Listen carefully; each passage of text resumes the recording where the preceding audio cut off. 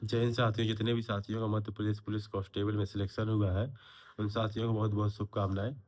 सभी साथी मुझसे एक ही क्वेश्चन पूछ रहे हैं कि सर डॉक्यूमेंट वेरिफिकेशन कैसे होता है और कौन-कौन से डॉक्यूमेंट्स लगते हैं और मेडिकल कैसे होता है? तो मैं आपको कुछ बताता हूँ कि डॉक्यूमेंट में क्या-क्या लगता है और कौन-कौन से डॉक्यूमेंट्स आपको तैयार कर लेने चाहिए। तो सबसे पहले जो डॉक्यूमेंट्स मैं बताऊँगा, आपको उसकी कम से कम 2 से 3 कॉपी बना के रख लेना है। क्योंकि लगती तो 2 कॉपी है, परंतु आपको 3 कॉपी बना लेना है, सहूलियत के हिसाब से अपने।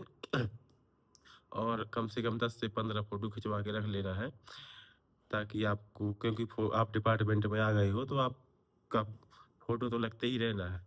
तो आप 15 से 20 फ़ोटो खिंचवा सकते हो अपने हिसाब से। तो क्या-क्या लगेगा जब आप डॉक्यूमेंट वेरिफ़िकेशन करने जाओगे? तो सबसे पहले तो आपका यूनिट अलॉटमेंट जो अभी आएगा, कुछ 4 से 5 दिनों में आपका यूनिट अलॉटमेंट लेटर आ सकता है। तो उसमें उसका फॉर्म लेकर जाना है जो आएगा, कि आपको कौन-सी यूनिट दी गई है, तो उसका फॉर्म लेकर आप जाएँगे। और एक अनुप्रमाणन फॉर्म आता है जो यूनिट अलॉटमेंट के साथ में आएगा, जिसके आधार पर ही अनुप्रमाण फॉर्म के आधार पर ही आपका चरित्र सत्यापन किया जाता है। अनुप्रमाणन फॉर्म में ये होता है कि आपकी सब जानकारियाँ भरी जाएँगी कि आपने कहाँ-कहाँ से पढ़ाई की, आपका नाम, आपका घर का पता, सब चीज़ें आपके चरित्र से संबंधित पता लगाने के लिए सब चीज़ों का उसमें उल्लेख किया जाता है और एक राजपत्र अधिकारी के साइन रहते हैं। तो मैं प्रमाण फॉर्म कैसे भरा जाता है, इससे संबंधित एक वीडियो बनाऊँगा। अभी थोड़ा यूनिट अलॉटमेंट हो जाने दो, तो इससे संबंधित भी एक वीडियो बनाऊँगा। इसके बाद आपका 10th की मार्कशीट, क्योंकि जो इसमें मिनिमम क्वालिफ़िकेशन है वो 10th है, तो आपको 10th की मार्कशीट लगती है इसमें। यदि आप एसटी कैटेगरी से हैं, तो आपका 8th की मार्कशीट लगती है। इसके बाद जाति प्रमाण पत्र, जो एससी, एसटी, ओबीसी के हैं, उनके लिए जाति प्रमाण पत्र लगता है। और जो वो मतलब जनरल से है, उनको लिए, जिनके पास ईडब्ल्यूएस है, तो वो ईडब्ल्यूएस का सर्टिफिकेट दे सकते हैं। और इसके बाद निवास प्रमाण पत्र लगता है, जो जो आपका स्वयं का होना चाहिए निवास प्रमाण पत्र।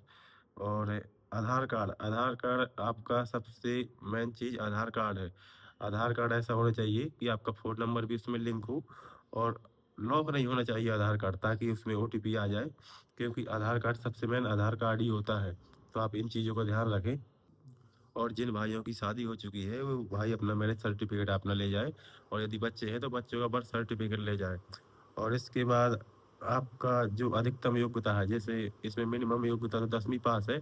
यदि आपके पास अधिकतम योग्यता, मान लें आपने 12वीं की है, ग्रेजुएशन किया है, पीजीडीसी और डीसीए किया है, तो आप ये भी आप लगा सकते हो। और इसके बाद जो जॉइनिंग के समय कौन-कौन से डॉक्यूमेंट लगते हैं, क्योंकि जब आप विभाग को जॉइन करोगे, तो आपकी सैलरी भी आएगी। तो उसके लिए भी आपको कहीं, ज़्यादातर एसबीआई का खाता खुलवा सकते हो, क्योंकि वही ज़्यादातर लगता है सरकारी सेवाओं में। तो आप एसबीआई का खाता खुलवा लें और पैन कार्ड वगैरह बनवा लें। काफ़ी साथियों के नहीं होते हैं, तो पैन कार्ड वगैरह आप बनवा सकते हो।